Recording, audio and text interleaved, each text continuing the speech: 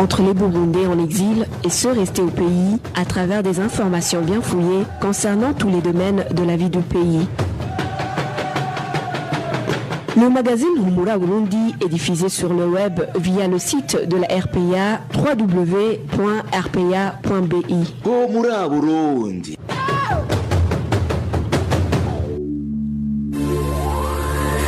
À la présentation, Inès Gakiza.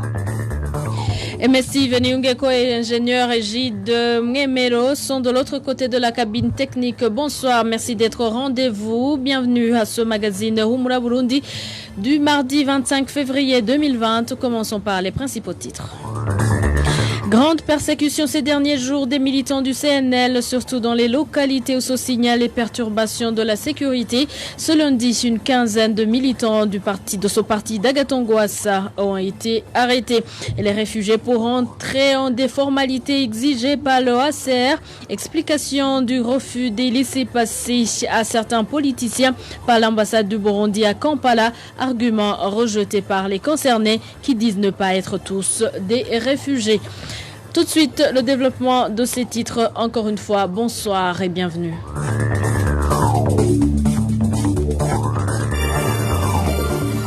Sécurité pour commencer. Le flou persiste toujours sur l'identité du groupe qui a mené des attaques ces derniers jours dans certaines communes de la province Bujumbura. Certains éléments de ce groupe capturés ont été exécutés par les Imbonerakure. Entre-temps, les membres du parti CNL vivant dans cette région où se sont déroulées ces attaques sont en train d'être massivement arrêtés.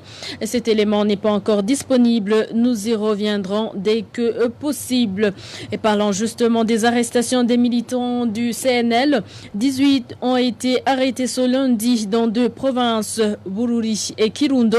11 sont de la commune Matana. 7 autres ont été arrêtés par l'administrateur de la commune Nega, c'est en province Kirundo. Les détails c'est avec Balthazar Mibouro. En commune Matana, tous ceux qui ont été arrêtés sont membres du parti CNL, parmi lesquels se trouvent des responsables de ce parti. Il s'agit entre autres de Hakimana, chef coroner de Mahango, Niyongabo alias Giswaswa, un certain Serge, Leonidas Niyongabo, Siriake Ndayizeye alias Mufiri, Paul Bizimungu, Norma Bizimana, Noel Niyakire, David Niyongabo, Bernard Manirakiza, Philippe Manege et Serge Mbikemunda. Tous sont incarcérés au cachot de la commune Matana, accusés d'atteinte à la sécurité du pays. Vers 22h de ce lundi, le responsable provincial du service national des renseignements à Bururi est venu extraire du cachot et torturer un certain Leonidas alias Mufundo, Siriake Ndayizeye alias Mufiri et un certain Nzoihera. Pour le moment, ils sont dans un état critique avec des jambes et bras gonflés et ne peuvent pas se mettre debout. Pour les membres du parti CNL, il s'agit purement et simplement d'une persécution. Par ailleurs, d'autres 7 membres et responsables du parti CNL ont été arrêtés ce lundi en commune Nega de la province Kirundo. Tous ont été torturés par l'administrateur de la commune Nega avant qu'il emporte avec lui un verrou appartenant à Félicien Bigirimana. Emprisonné au cachot de la commune Nega et accusé d'enseigner l'idéologie du parti CNL dans les différents communes de la commune, tous ont été arrêtés par le commissaire communal de la police sur l'ordre de l'administrateur. À ce propos, la rédaction a essayé de joindre les administrateurs Agathe Ndouimana de la commune Matana et Philippe Ngabonziza de la commune Nega. Tous leurs téléphones sonnaient sans que personne ne décroche. Merci à toi Balthazar Mibouro. Et les assassinats orchestrés ces derniers jours amplifient les douleurs et blessures causées par le 3e mandat de Pierre Nkurunziza. Réagit le président de Fokode, Pacifique Ninahazwe, indique que l'objectif est d'intimider les membres des partis de l'opposition. Suivi Pacifique Ninina Hazwe.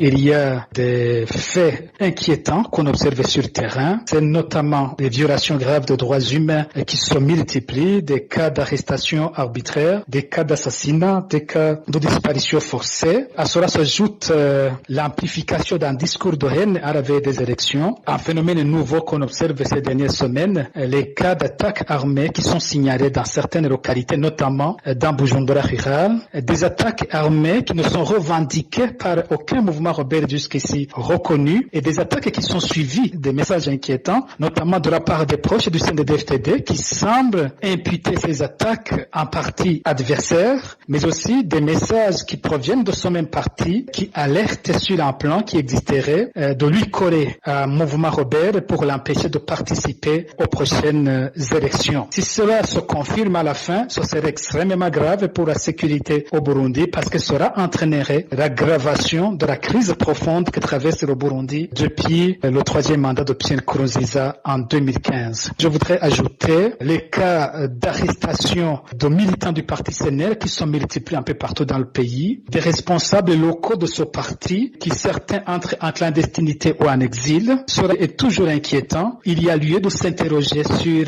la qualité du processus électoral qu'on va observer. Je ne pense pas qu'il n'y aura pas d'élection. Non, l'élection, il y en aura lieu parce que le CNDD-FDD a toujours besoin d'une élection pour revendiquer son caractère démocratique, alors que dans une démocratie, il ne suffit pas d'avoir une élection pour être une démocratie, c'est surtout la qualité d'élection qu'on a. Je rappelle ici que toutes les dictatures du monde, même les plus sanguinaires, organisent des élections. Donc il ne suffit pas d'avoir une élection pour parler de démocratie, c'est plutôt qu'il faut une élection libre, transparente et crédible. Alors j'en appelle à la responsabilité des leaders politiques et surtout des autorités burundaises pour qu'ils garantissent la transparence de cette élection et qu'ils garantissent les libertés publiques au cours de ce processus électoral.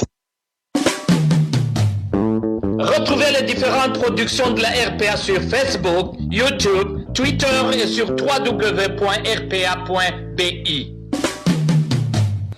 Poursuivons le magazine Humura Burundi avec la page politique. Les politiciens qui se sont vus refuser les documents burundais de voyage pour rentrer n'ont pas respecté les procédures exigées.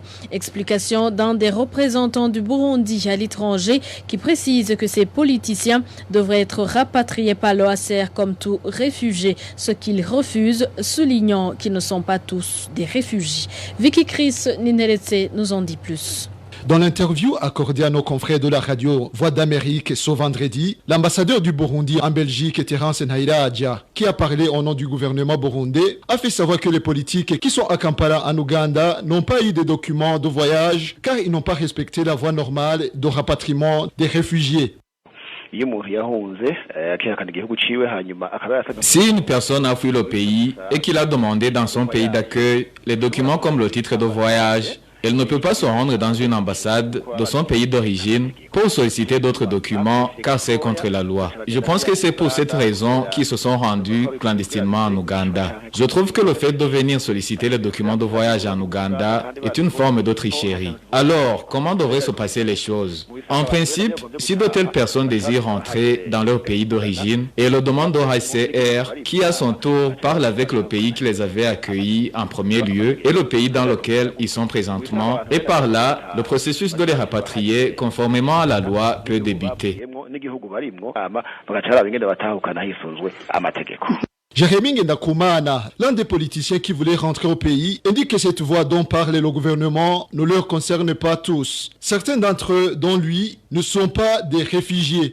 Moi, je n'ai jamais été un réfugié du HCR. J'ai quitté le pays au mois d'avril 2015 dans une mission d'Oleyala, comme j'étais député d'Oleyala, laquelle responsabilité j'ai occupée jusqu'à la fin de mon mandat au mois de juin 2017. Après 2017, la situation sécuritaire n'était pas toujours bonne, n'était pas toujours garantie dans le pays. J'ai donc décidé de rester à l'extérieur. Alors maintenant, j'ai pensé que la voie normale, c'est de me présenter à l'ambassade, de demander un laissez-passer, puisque mon passeport avait expiré. Ceci est une situation normale. C'est un argument qui ne tient pas à route. Ces politiciens passent près de 2 semaines à Kampala en attente des documents de voyage. Ils disent avoir toujours de l'espoir que le gouvernement du Burundi va se ressaisir et respecter leurs droits. Vicky Chris Ninheretse. Tassia Sibomana Hedeo Bizindavdi, membre du parti MRC Rurenzangemero, ainsi que deux journalistes, Amis Karihungu de la radio Culture et Arthur Kavabushi de la radio Isanganiro, n'ont pas encore récupéré leurs téléphones qui ont été confisqués par la police en province de Gitega ce dimanche. Cela s'est passé à l'hôtel Le Palmeret où se tenait la réunion du parti MRC Rurenzangemero. Ces deux journalistes s'y étaient rendus pour couvrir l'activité comme des journalistes. Ces téléphones portables ont été saisis par Blaise Ngomirakiza, un des chefs de la documentation dans la province Gitega pour des raisons d'enquête, a-t-il justifié. La réunion du parti MRC Rurenzangemero n'a pas eu lieu alors que ce parti avait l'autorisation du gouverneur de Gitega pour tenir cette réunion. Et ce 25 février, premier jour de dépôt des dossiers à la CENI par les candidats aux prochaines élections. C'est avant midi. Le candidat président du parti CNDD-FDD, Évariste Ndayishimiye, a déposé son dossier ainsi que les dossiers des candidatures du CNDD-FDD aux législatives. Le dépôt des dossiers se fera jusqu'au 5 mars pour les candidatures aux premières élections dont les présidentielles. Et le dépôt des candidatures aux législatives, quant à eux, prendra fin le 10 mars.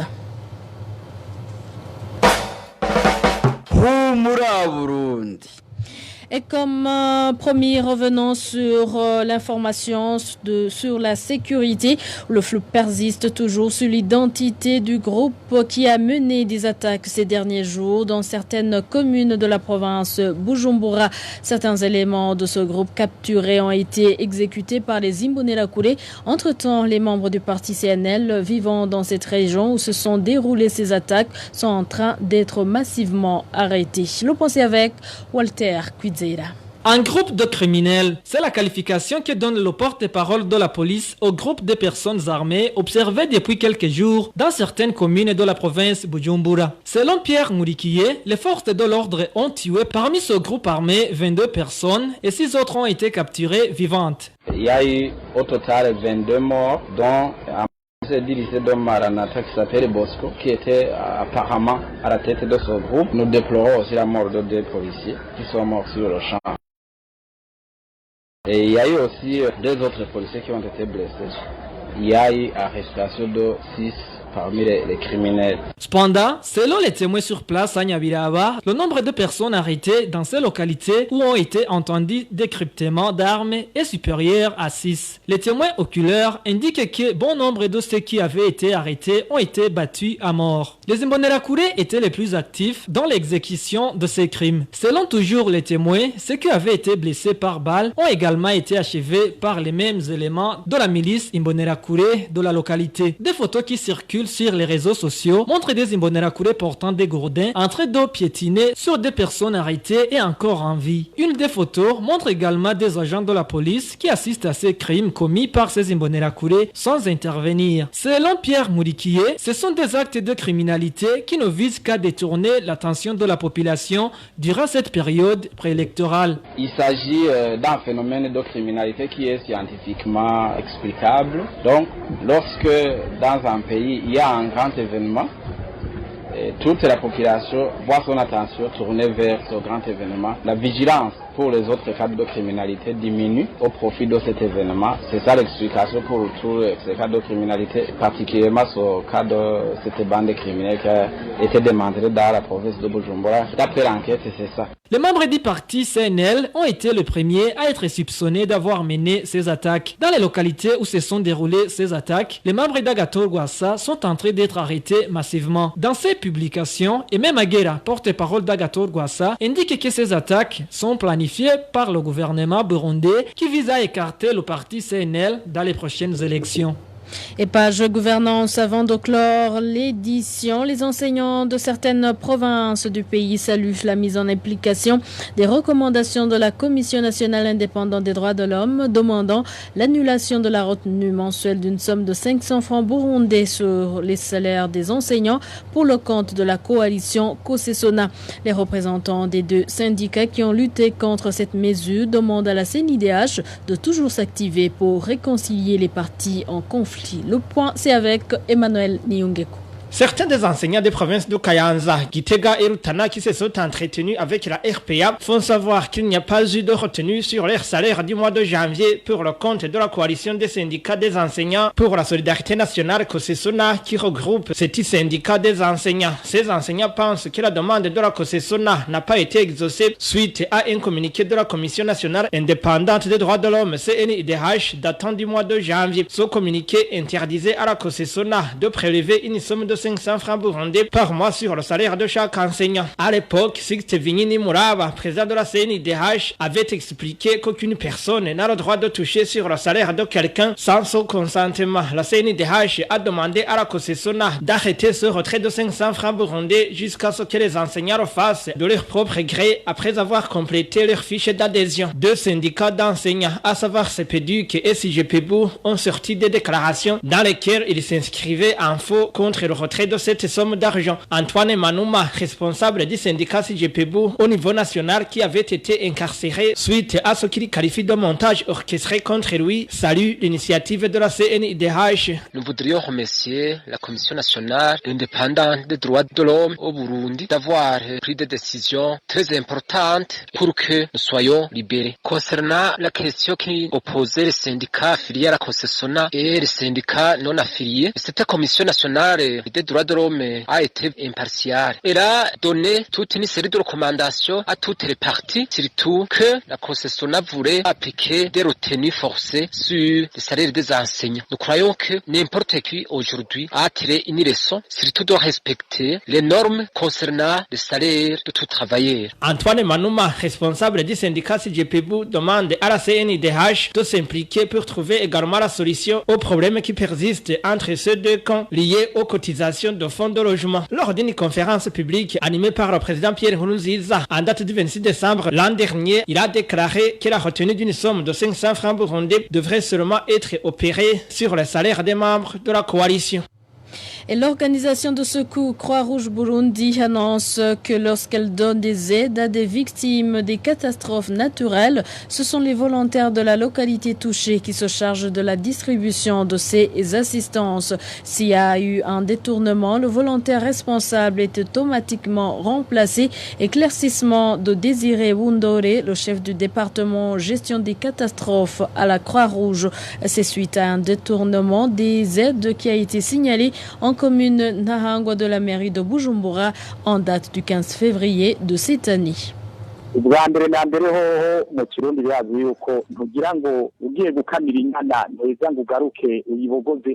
Premièrement, si tu es appelé à assister des personnes, tu ne peux pas en même temps voler l'assistance leur destinée. Ces volontaires sont les premiers à identifier les victimes et les aides nécessaires en cas de catastrophe.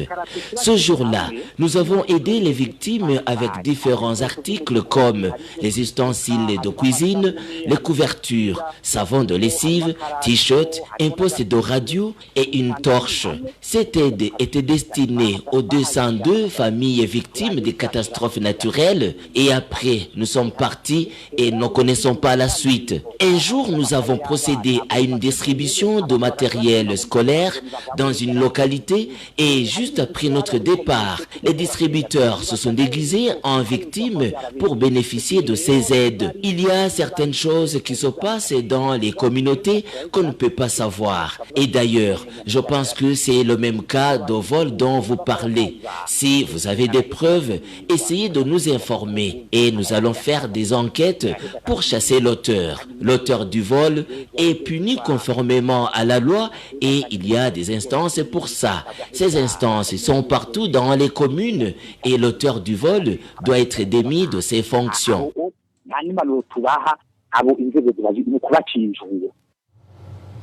Désiré Bundore, le chef du département gestion des catastrophes à la Croix-Rouge, a été repris en français par Innocent Valentin Singirangabo. Et voilà, c'est par ici donc que nous mettons point final au magazine Humura Burundi de ce 25 février 2020. Merci de nous avoir suivis.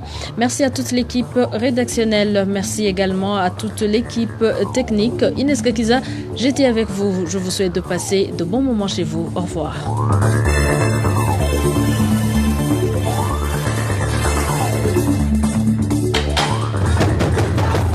C'était C'était le magazine Humura Burundi. Un magazine complet pour relier les Burundais en exil et c'est toujours au pays à travers une information de qualité.